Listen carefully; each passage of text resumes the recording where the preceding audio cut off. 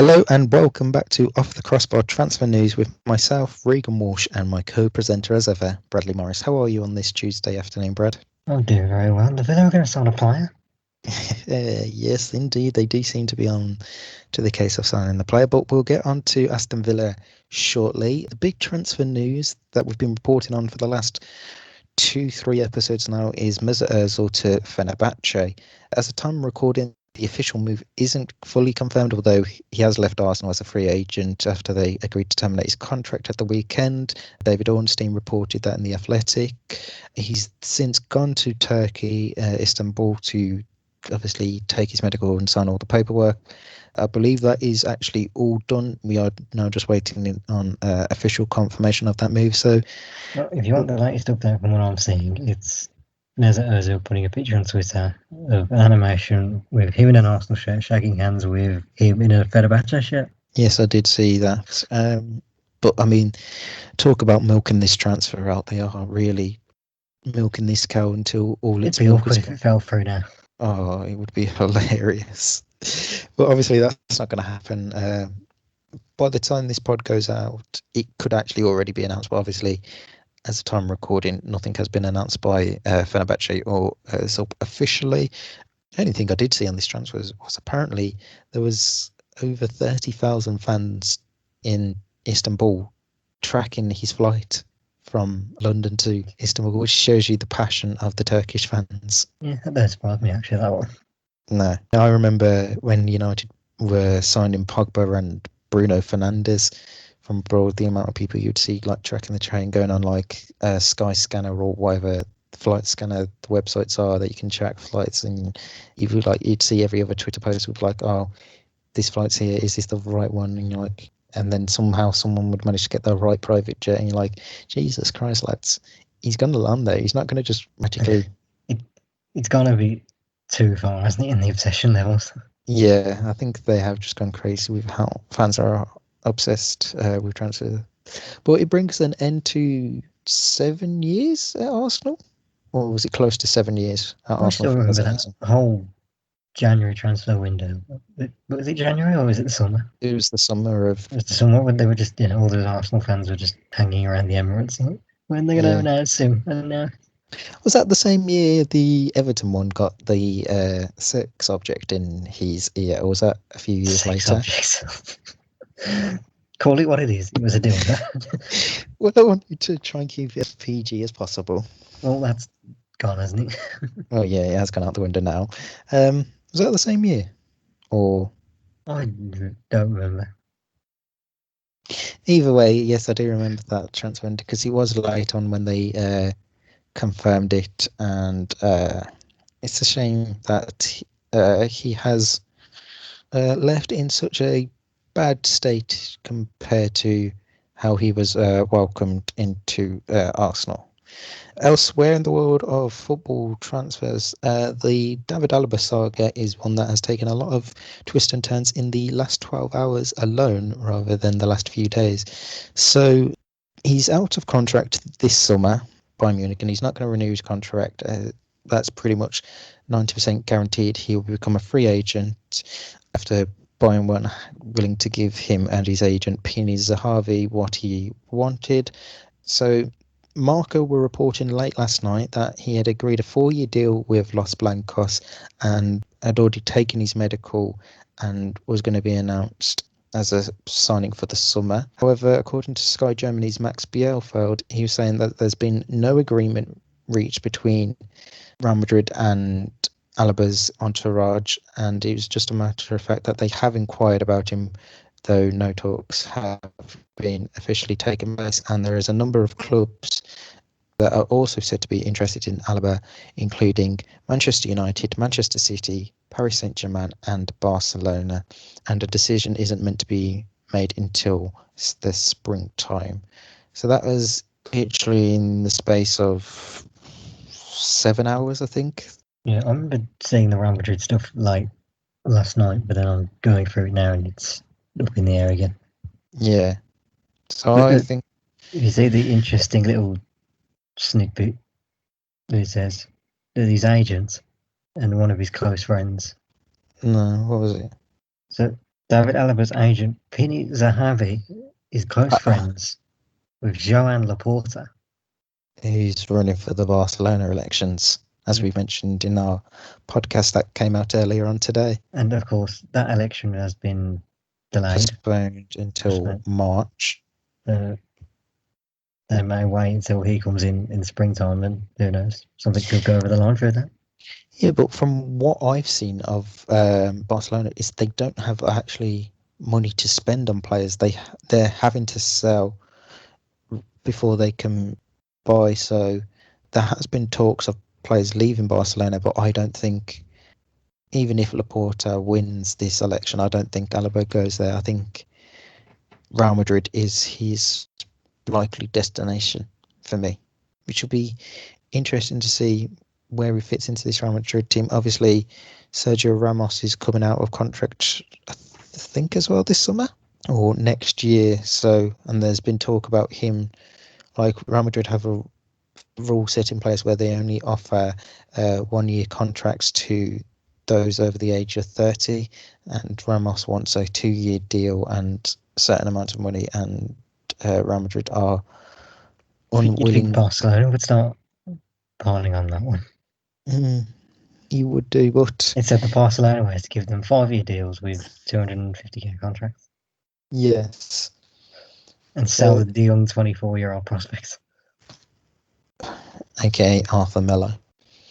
Yeah, so Ramos's contract does end up this summer. So if Ramos does leave and they don't, renew his contract, then that makes it easy sense where Alaba will fit into that squad. Otherwise, if Ramos does stay, then I don't know where Alaba fits into this team, because you're going to have Varane and Ramos at centre back. You'll have Mendy at left back, Carvajal and Militao fighting for right back.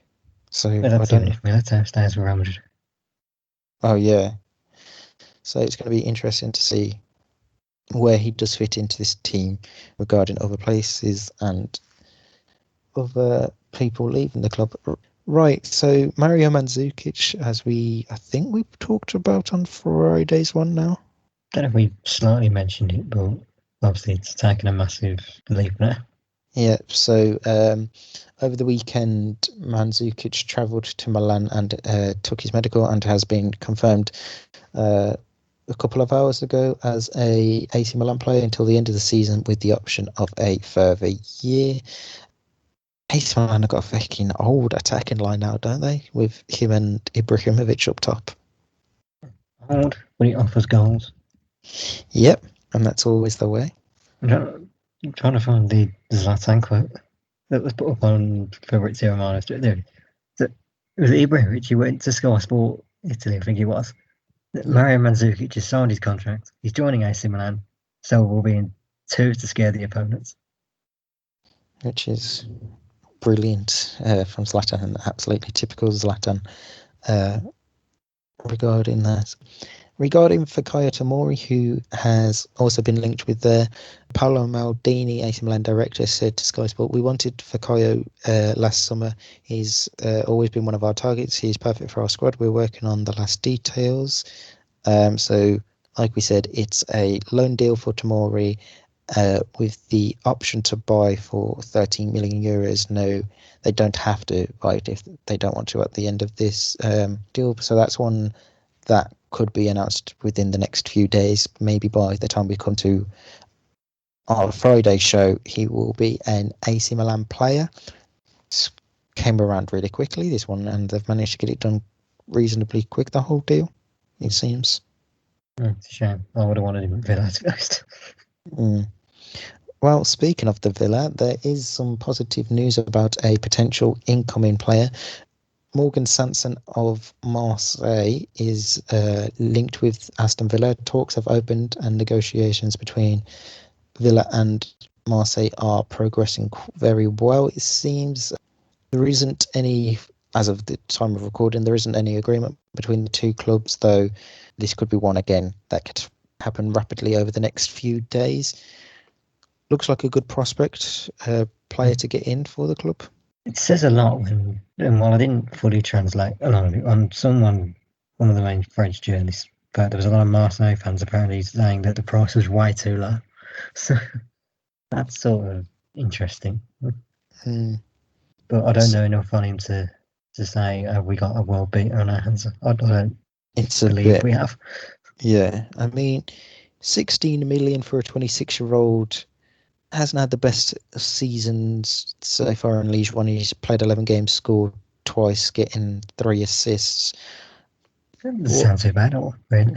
Not too bad considering everything that's going on in the world, but you never know. He could be one that comes good for the Villa. And he's been brought in almost, I think, as a like replacement for Conor Howard. So yep, who we're is just set adding to strength in depth. who is to join Swansea City Yep. on loan. I think I that's won't say my pretty full much goodbyes what to him just yet. confirmed. So, like you said, it's good depth that you are getting in, and hopefully it can help you fight on for that a comfortable top 10 finish this season. Next bit of transfer news that we have is regarding Dele Alli. As we previously mentioned, Ali is not seen to be wanted by Jose Mourinho at Tottenham. He's barely getting picked at all by Mourinho at all this season. He wasn't in the squad again for the weekend match, was he? I can't remember now, was he? Wasn't. Yeah, so Ali is keen to move away from White Hart Lane, get back to playing regular football. PSG manager Mauricio Pochettino, who obviously managed Ali at Tottenham, is keen on signing him, though Tottenham aren't happy with the type of deal that Paris Saint-Germain are offering just at this moment, though expect talks to continue throughout the coming week or so.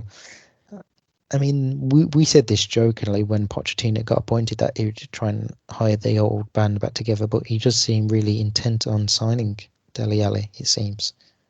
Yeah. And if you're Dele Alli, if you're in this current situation, you almost want, because it almost seems like there isn't much that he can do to try and fight for his place. Yeah, there's no. At least that's how it seems from the outside. But at the same point, if you think back 12 months, Tanguy and Ndombele was in the same position, wasn't he? Yeah. There was a lot of talk about Mourinho wanting to get rid of him within 6 months of him signing, and now look how he's turned his tide around. So maybe he's trying to get the same out of Dele Alli, but maybe Ali just doesn't respond in the same way as Ndombele does. Send the Amazon cameras back in. Yes, Uh-huh. that will definitely help him out. But yeah, a bit of PSG news as well.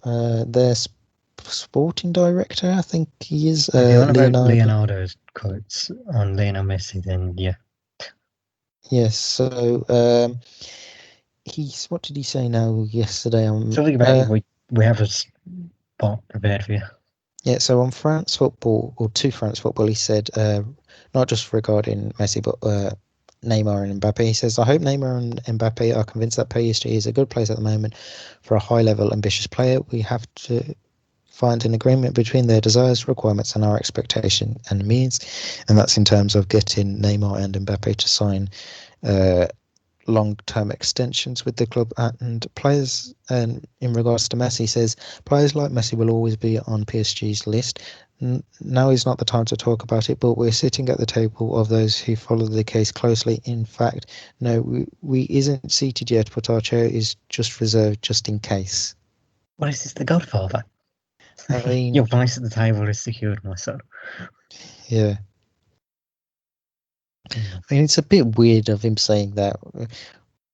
We've got people keeping an eye on it, but we've got a seat ready for us to have a meeting, but it's not confirmed. Like, yeah, you have seats. I mean, if you have the meeting at a stadium, which doesn't happen, you're obviously going to have seats available. Because I don't know if you've seen the Athletic talk about it.